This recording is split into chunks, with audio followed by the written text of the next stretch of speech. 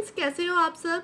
इस वीडियो में आज मैं आप लोगों को एक्सप्लेन करूंगी बैड डेट्स, इसका मीनिंग और कब बैड डेट्स होते हैं और उसकी एंट्री को कैसे पास करना है, and also bad debts recovered, इसका मीनिंग और इसकी एंट्री को।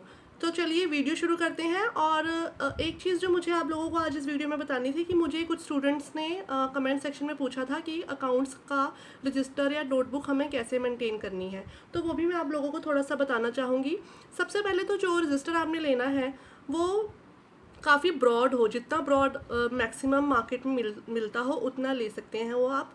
और मैंने अभी इसको मेजर किया था तो इसकी जो चौड़ाई है वो है 20 सेंटीमीटर, क्योंकि हमने इसमें जो प्रैक्टिकल्स करने होते हैं, लेजर्स बनते हैं, डेबिट साइड होती है, क्रेडिट साइड होती है, तो जितना चौड़ा होगा रजिस्टर उतना अच्छा होगा, साथ ही साथ जितना लेंदी होगा वो भी अच्छा होगा। तो जितना भी आपको बड़ा साइज़ मार्केट में मिले आप वैसा रजिस्टर बाय कर सकते हो, और कोशिश करो कि वो हार्ड बाउंड ना हो, ठीक है। अगर वो हार्ड बाउंड होगा तो वो साइड से खुलेगा नहीं पूरा और हमारा ये वाला जो एरिया है वो वेस्ट हो जाएगा। तो वो हार्ड बाउंड ना हो, जैसे कि जो मेरे पास रजिस्टर है, दिस वन क्लासमेट का रजिस्टर है, हार्ड बाउंड नहीं है, और इसमें हर टाइप का क्वेश्चन हम इसमें कवर कर सकते हैं इजीली। तो ये रजिस्टर अच्छा है। और अगर आप भारी रजिस्टर परचेज करो तो भी अच्छा है, क्योंकि एक ही रजिस्टर में काफ़ी मैटर आ जाएगा। बट द थिंग इज़, अगर आपको लग रहा है कि भारी रजिस्टर नहीं बाय करना चाहिए तो आप नहीं भी कीजिए। आप एक सिंपल सा रजिस्टर, ज़्यादा मोटा ना हो, वो लगा लीजिए, और उसके बाद आप चेंज करते रहिए जैसे जैसे वो भर जाए, और नंबरिंग कर लीजिए रजिस्टर की। तो इतना ही मुझे बताना था नोटबुक के बारे में। अगर मेरे दिमाग में कोई और भी पॉइंट आया तो कमिंग वीडियोज़ में आपको बताऊँगी। तो चलिए शुरू करते हैं वीडियो को। Now what is bad debts. Bad debts क्या होते हैं। बैड डेट्स को समझने से पहले हमें ये समझना होगा कि डेटर्स क्या होते हैं और डेटर्स कब होते हैं। तो जब भी हम गुड्स को उधार पर बेचते हैं, ठीक है, और हमारे को अमाउंट ड्यू हो जाती है, मतलब अमाउंट हमें आनी होती है, ठीक है, जैसे कि क्रेडिट सेल्स जब भी होंगी, ठीक है, तो मेरे डेटर्स क्रिएट हो जाएंगे। तो जब मेरे डेटर्स क्रिएट हो जाएंगे और अगर वो डेटर पैसा ना पे कर पाए किसी भी रीज़न की वजह से, तब हम बोलते हैं कि मेरे डेटर्स जो हैं या फिर जो मेरा डेट था वो बैड हो गया है और अब मुझे पैसे रिकवर नहीं होंगे। ये सिंपल मीनिंग था। और अब हम समझते हैं इसका अकाउंटिंग ट्रीटमेंट।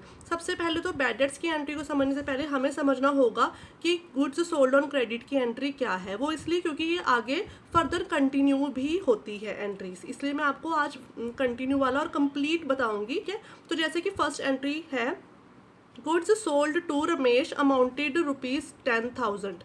तो यहाँ पे कैश पे होने का कोई जिक्र नहीं हो रहा, रमेश का नाम दिया हुआ है, तो ये क्रेडिट की एंट्री है। तो जब रमेश को हमने गुड्स बेचे 10,000 में, ठीक है, तो उसकी एंट्री क्या होगी। तो उसकी एंट्री होगी debit the receiver Ramesh, debit to sales. Sales को हमने इसलिए क्रेडिट किया क्योंकि हम क्रेडिट करते हैं ऑल इनकम्स एंड गेन्स को। तो दिस इज द एंट्री। आप नरेशन पास कर लीजिएगा इसके बाद, ठीक है। अब चलते हैं आगे।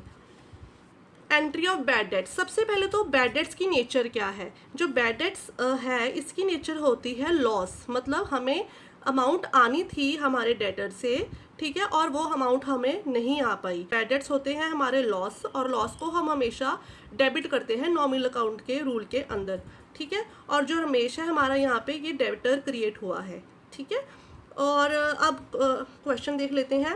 Ramesh declared insolvent. अब जो रमेश है वो इनसॉल्वेंट डिक्लेयर हो गया है and only 30% amount is recovered. तो रमेश से सिर्फ 30% अमाउंट ही रिकवर हो पाई है। रमेश से हमें कितना पैसा आना था, 10,000 रुपये आने थे, लेकिन अब मुझे सिर्फ 30% अमाउंट ही आ पाई है। तो 10,000 का 30% क्या होगा, 3,000। तो सबसे पहले तो 3,000 जितनी अमाउंट हमें आई है उतनों उसको हम डेबिट कर लेते हैं, क्योंकि debit what comes in. So cash account debit 3,000। उसके बाद बाकी के अमाउंट 7,000 रुपीज़ क्या हो गए, वो हमारा लॉस हो गया क्योंकि वो बैड डेट्स हो गए, क्योंकि यहाँ पे लिखा हुआ है इंसॉल्वेंट। इंसॉल्वेंट का मतलब ये हो गया कि अब हमें बाकी पैसे उससे कभी नहीं आएंगे, जितने आने थे आ गए। तो अब हमें यहाँ पे जो 7,000 नहीं आए हैं वो हमें आज की आज हमें अपनी बुक्स में शो करना होगा कि मेरे को लॉस हो गया है। तो हम यहाँ पे लिखेंगे bad debts account debit, amount is ₹7,000, क्योंकि 10,000 में से 3,000 गए तो 7,000 आता है। उसके बाद टू रमेश, यहाँ पे हमने रमेश को क्रेडिट कर दिया क्योंकि रमेश से हमें 3000 आए हैं और रमेश की वजह से ही मुझे 7000 का लॉस हो गया, और मैंने रमेश के अकाउंट को यहाँ पे पहले 10,000 का डेबिट दिया और अब 10,000 का क्रेडिट करके मुझे इसके खाते को बंद भी करना है, क्योंकि अब मुझे इससे कभी पैसे आने ही नहीं, तो हमें इसको डेटर्स शो करने की भी अब ज़रूरत नहीं है, क्योंकि हमें क्लियर हो गया है कि अब हमें पैसे नहीं आएंगे। अब यहाँ पे जो लैंग्वेज है क्वेश्चन की वो अलग अलग तरीके से आपको आ सकती है, जैसे कि यहाँ पे लिखा हुआ है Ramesh declared insolvent and only 30% amount recovered. ये भी लिखा हो सकता है ओनली 30 पैसा इन अ रूपी रिकवर्ड। सो 30 पैसा मतलब 1 रुपये में कितने पैसे होते हैं, 100 पैसा, और हमें सिर्फ 30 पैसा 1 रुपये में कवर हुआ है, तो 10,000 रुपये में कितने पैसे कवर होंगे, तो वो भी सीधा % लग जाएगा। ऐसे आपको पूछा जा सकता है, या फिर आपको डायरेक्टली ये लिखा जा सकता है कि रमेश ने हमें 3000 रुपीज़ दिए और बाकी अमाउंट अब कभी नहीं आएगी क्योंकि वो इंसॉल्वेंट हो गया है। ठीक है, तो इस तरीके से आपको घुमा फिरा के आ सकते, तो आपको कैलकुलेट करनी आनी चाहिए कि बैड डेट्स के अमाउंट को कैसे कैलकुलेट करना है अगर नहीं दिया हुआ। अब कई बार क्या होता है कि जिसको हमने बैड डेट्स डिक्लेयर कर दिया उससे अब हमें पैसे आ गए, जैसे कि received 7,000 rupees from Ramesh which was return of as bad debts. तो 7,000 रुपीज़ मैंने रमेश से रिसीव कर लिए, जो कि मैंने अर्लियर बुक्स में रिटर्न ऑफ कर दिए थे एज ए बैड डेट्स। कई बार क्या होता है कि 2 साल बाद पेमेंट आई।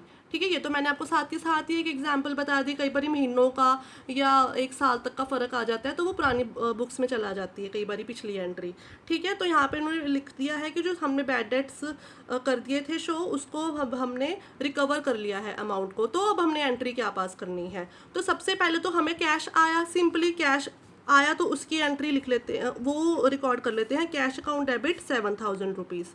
ठीक है, अब जो 7,000 रुपये आए यहाँ पे रमेश ने दिए, ये हमने किस हेड के अंदर डालने हैं। तो सबसे पहले हमने इसको करने के लिए पहले तो हमने ये कंफ्यूज नहीं करना कि रमेश से हैं तो रमेश को क्रेडिट कर दो because credit the giver. No, Ramesh का हमारे से कोई भी लेना देना नहीं रह गया था, क्योंकि मैंने उसको यहाँ पे उतने का क्रेडिट देके उसके खाते को बंद कर दिया था। तो अब क्या रह गया बैड डेट्स अकाउंट, क्योंकि मैंने ये अमाउंट को पहले डेबिट दे दिया है, लॉस शो कर दिया है अपने बुक्स में, तो इस लॉस को अब मुझे करना पड़ेगा सेट ऑफ। कैसे, क्योंकि पहले जिसको मैंने लॉस शो कर दिया वो वाली अमाउंट मुझे अब रिसीव हो गई, तो जब मुझे अमाउंट रिसीव हो गई तो इसका मतलब क्या हुआ, वो मेरी इनकम हो गई है। ठीक है, तो यहाँ पे आ जाएगा टू डिनोट किस टर्म से करेंगे, bad debts recovered account 7,000 rupees. ठीक है, तो यहाँ पे हमने बैड डेट्स रिकवर्ड अकाउंट को 7,000 रुपीज़ निकला है ना, और हमने रमेश को अब हमने बिल्कुल भी ध्यान में नहीं रखना, चाहे आपको क्वेश्चन में दिया हुआ है, लेकिन कई बार क्या होता है कि सिर्फ आपको ये इतनी एंट्री पूछ ली गई है कि हमने 7,000 रुपये रमेश से लिए, जिसको कि पहले return of as a bad debts कर दिया था, पिछली आपको कहानी पता ही ना हो।